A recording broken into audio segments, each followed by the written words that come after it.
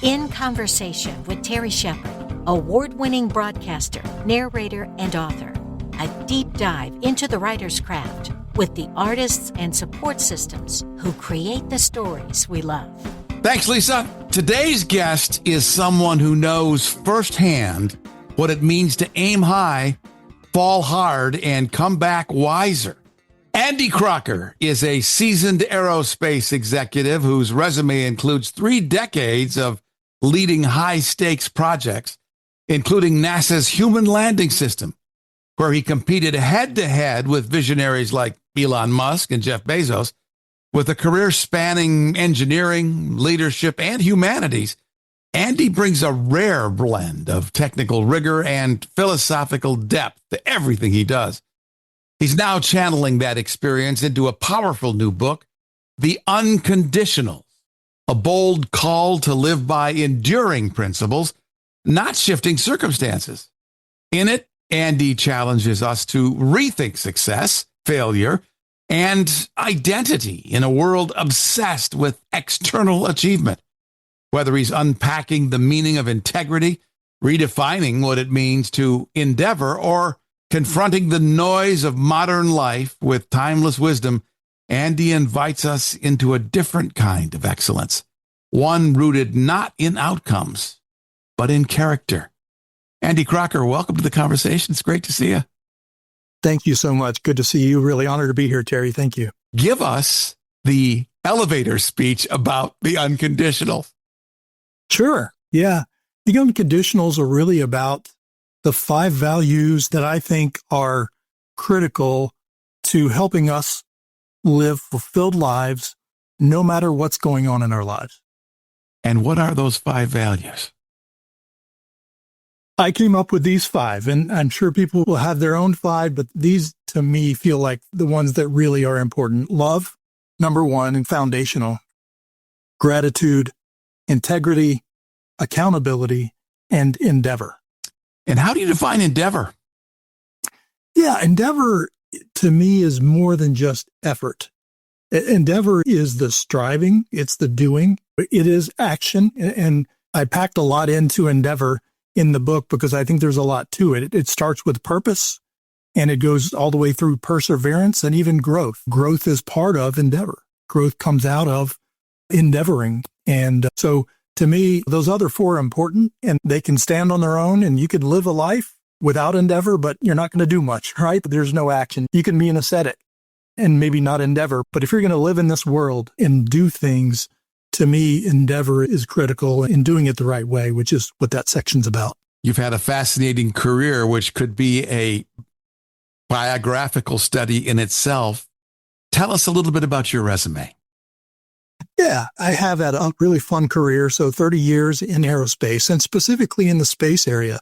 I worked some hypersonics and I've worked missile defense and other things, but most of my career has been in civil and commercial space. And when I say civil space, really that means NASA work. So I worked a lot with NASA through my whole career from beginning to the most recently, including very recently, I worked on the Human Landing System. And that really means just what it sounds. It's the next crewed lander to go to the moon.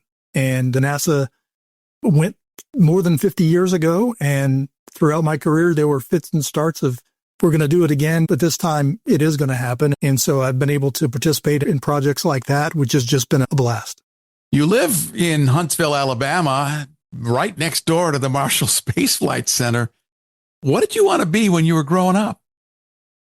Yeah, like everybody, I wanted to be the quarterback of the Dallas Cowboys or a pitcher for the Cincinnati Reds or Atlanta Braves, depending on where I was living.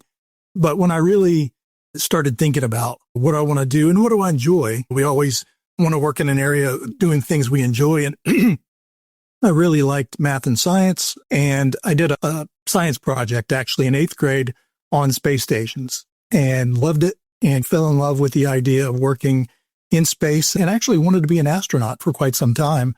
I talked in the book about that dream of being an astronaut and how I went through the process of actually finding out. I called the doctor at the doctor of the astronauts at NASA Johnson in Houston and went through, here are my specs, my health and so forth. And my eyes didn't meet the qualifications at that time.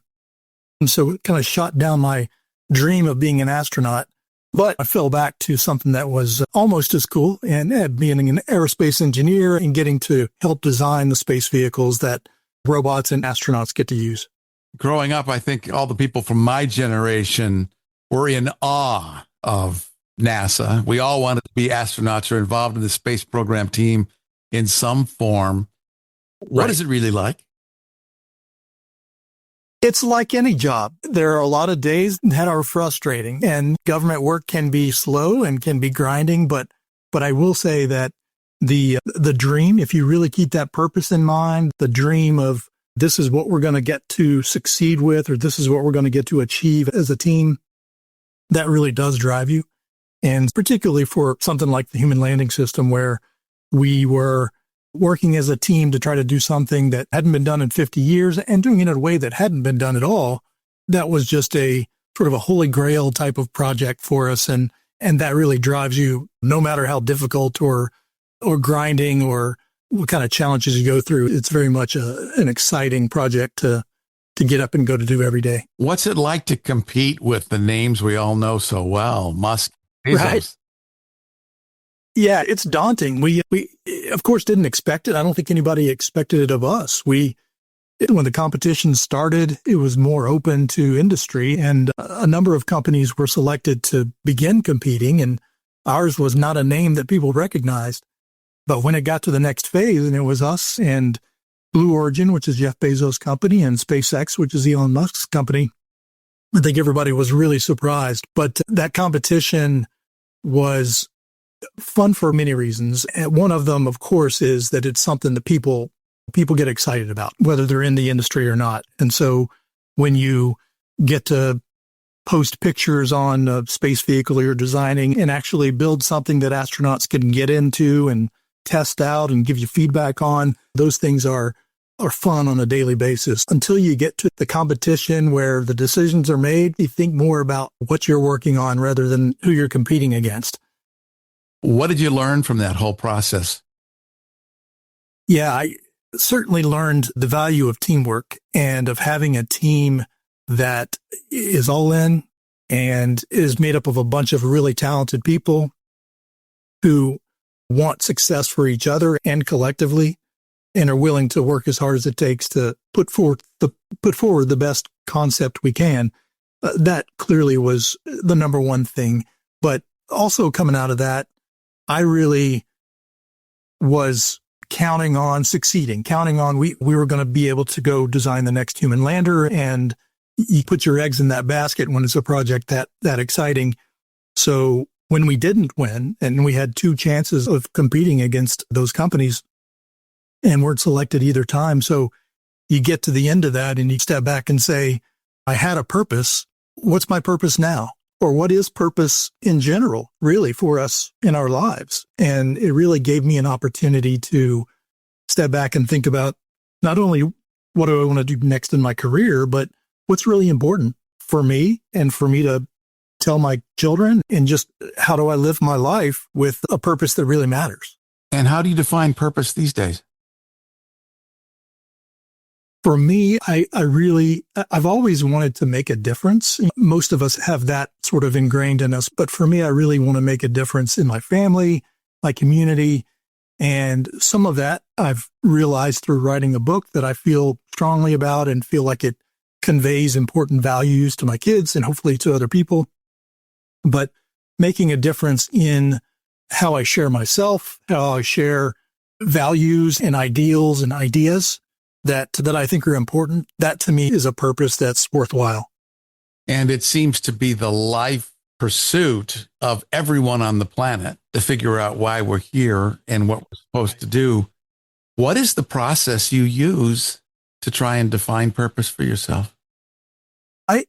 I've spent a lot of time, Terry, throughout my life thinking about that. There's so many books and really great thoughts about how to do that. And even this week, I've read books that talk about it. So I don't know that it's ever at an end. I think we're always looking at, are we doing the right thing? I certainly am jealous of those who feel like they found it and they are in their sweet spot. They're going to stay there. But to me, I think when you get that sense of not only am I enjoying what I'm doing, but it's something that adds value to other people, to the community, to the folks that I'm interacting with.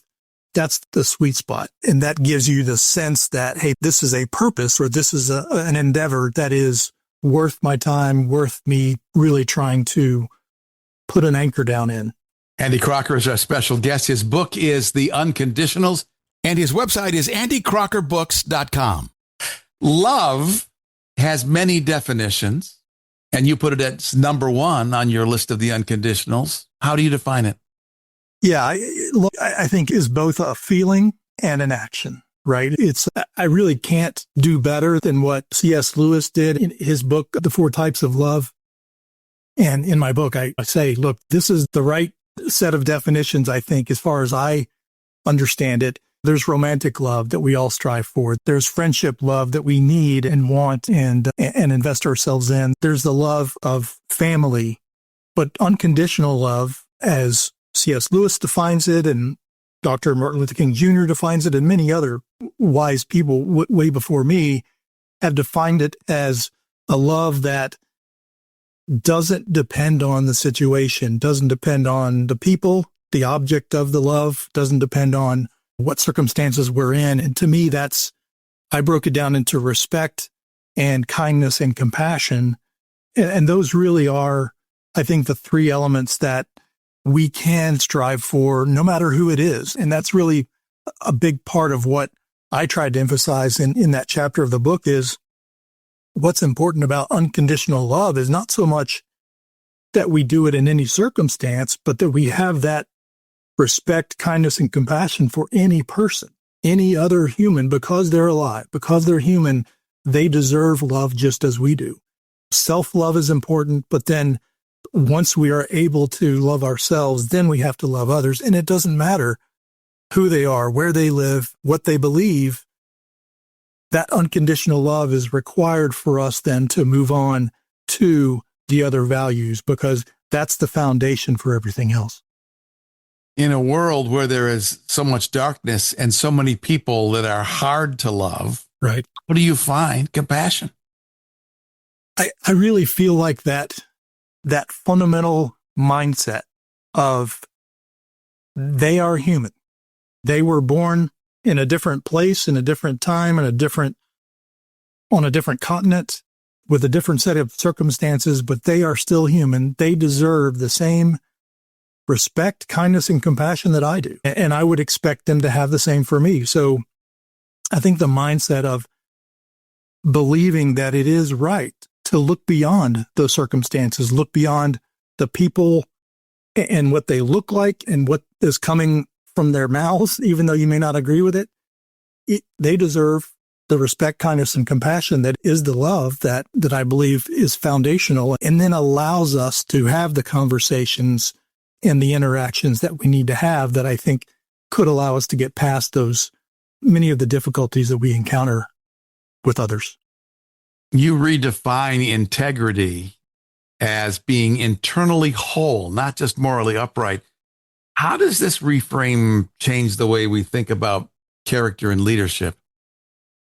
I don't know that it reframes it, but it's a mindset. It's integrity, as you said, is about wholeness of character. It's not, honesty is the first thing people think of usually with integrity, and that is important. But wholeness to me is that it is part of everything you are. So it's consistency with not only what you say and what you do, but what you think.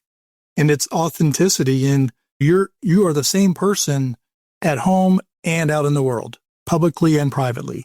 That wholeness is all of you, wherever you are, whenever you are, is consistent. And it's hard because having it in your mind, you may say the right things, but not think the right things.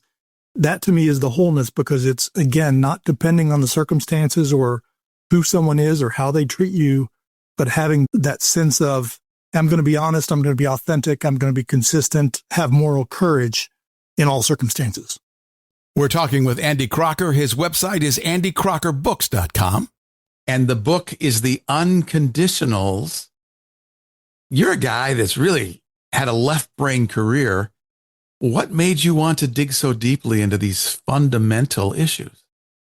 I really have loved it my whole life. I have enjoyed, I love science and math, and will always love data, love numbers. But at the same time, I've always enjoyed shifting out of that data-driven mindset to think about those soft skills or values or philosophy. It is a mind change, a shift of perspective, but I think there's also a lot of connectivity between them. And for me, I think it does make me feel whole. Getting back to that word whole, I don't necessarily feel like I have all of myself involved if I'm just focused on data or just focused on emotion. They work together. And I think I've read a lot about this. Many of us have, where we've got our brains that are the animalistic ancient brain that is all about emotion and all about reacting, in our conscious newer brain that wants to act.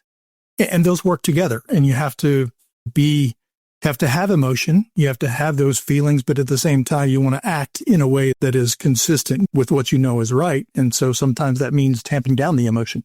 Who are some of the important people, the important thinkers that contributed to your book?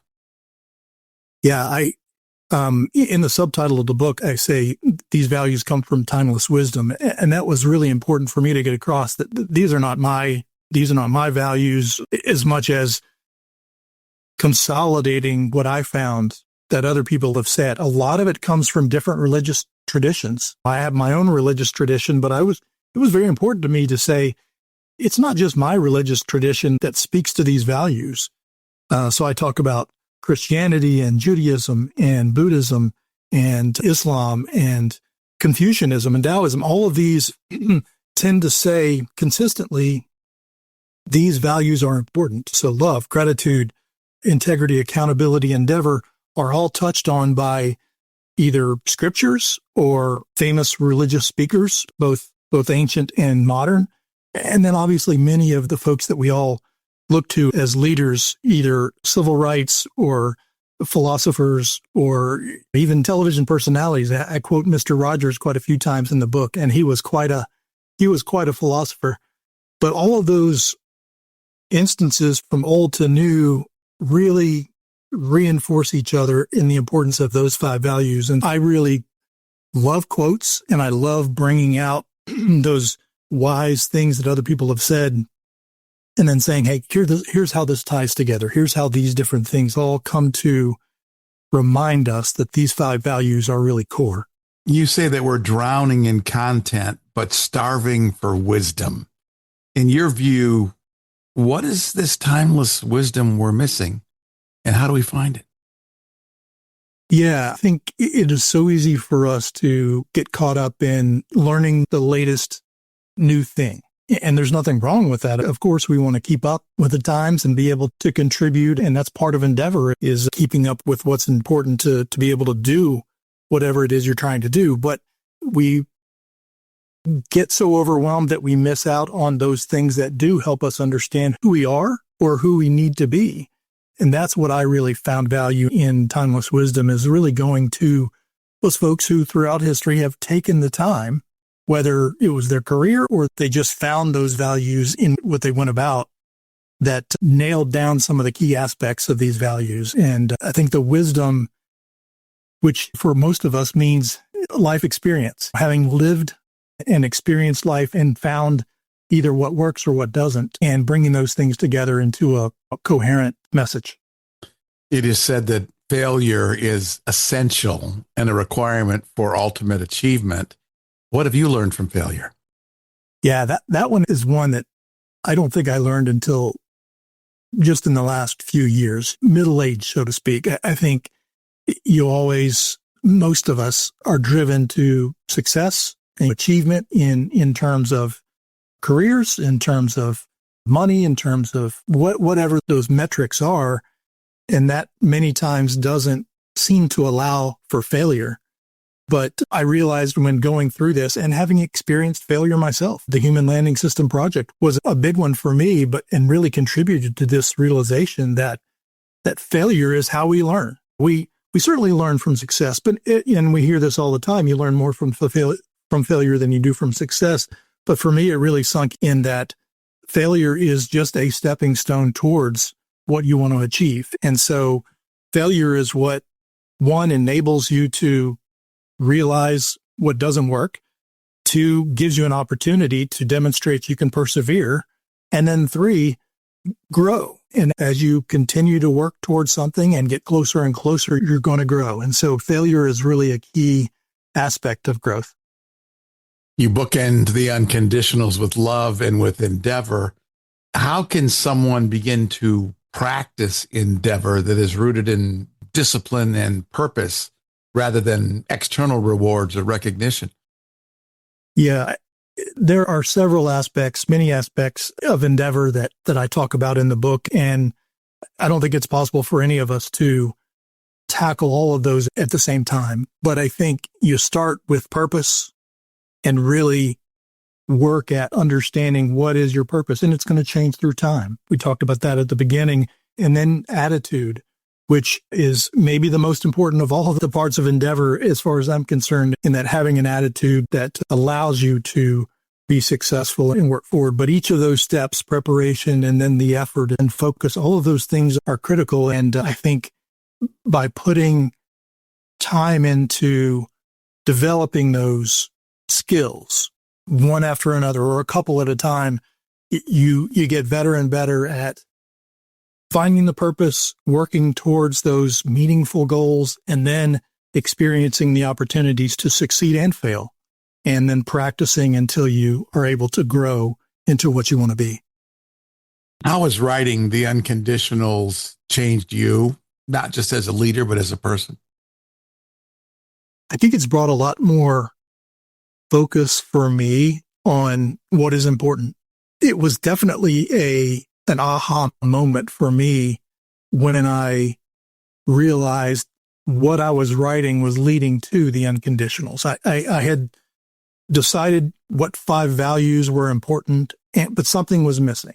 And only when I realized what was missing was the unconditional aspect did I really come to understand what is the message I wanted to get across, which is these are not situational, these are not dependent values. They have to be part of who we are. And so for me, that has forced me to really focus on how I strive for these values every day. Am I really loving unconditionally? And do I really have gratitude unconditionally in every situation that I'm in? So it has made me more focused and hopefully will make me a better person as I continue to strive.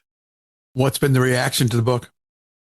Positive. I'll say positive. I'm just beginning. I'm building a new phase of life, as we discussed, and a new platform. People knew me as an aerospace engineer, and as you said, left brain person, and a lot of people have expressed amazement that an engineer would write about love and gratitude and things the way that I did. But it's been positive, and I really look forward to continuing to talk to people about it. As I said, I really believe in these values, and whether I say things the right way or not, I hope that people connect with the importance of these values, but also how non-negotiable they are, how they don't depend on circumstances. And if we can strive for these in our lives, I think we'll all be better off. The Unconditionals joins other great motivational books across time. It's written by our special guest, Andy Crocker. AndyCrockerBooks.com is the website. Thank you so much for a great conversation. Thank you, Terry. I really appreciate it. I enjoyed it. In Conversation with Terry Shepard is a copyrighted presentation. All rights reserved. I'm Lisa Davis. Join Terry Shepard next time in Conversation.